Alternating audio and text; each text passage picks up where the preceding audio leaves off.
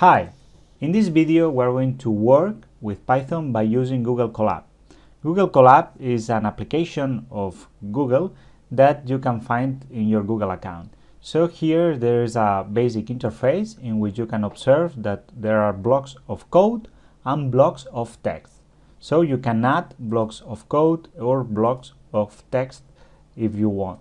In our case, here inside a block of code we can type Python instructions. For example, we can define a variable x with value 5, and then here you have the play button that you can use for running the execution of these instructions. In this case, if we play this, there is no output since there are not any instructions which provide results from output. In this case, we can add the print instruction in order to show the value of the variable x at this point, and if we play, here we can observe the output of this variable. As you know, Python is a language in which the type of the variables is implicit according to the value that we define. In this case, we can write the instruction type in order to show which is the type of variable x at this point. So here the type is integer, since the value that we assigned was 5.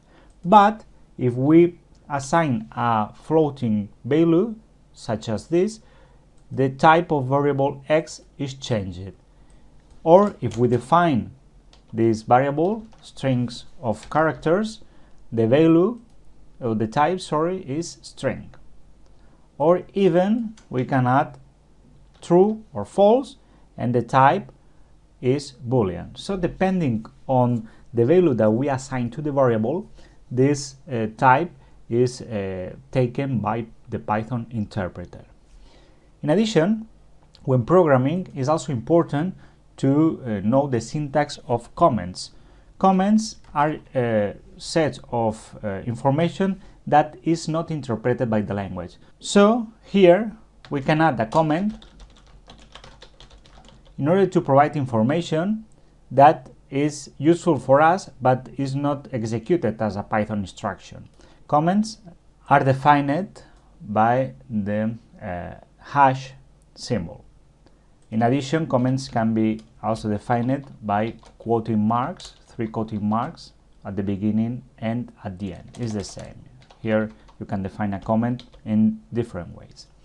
So in addition, there are some basic instructions, arithmetic operations, for example, that we can use. For example, we have variable x with value 5, variable y with value 4, and we can write another variable result, which is the result of adding x and the value of y.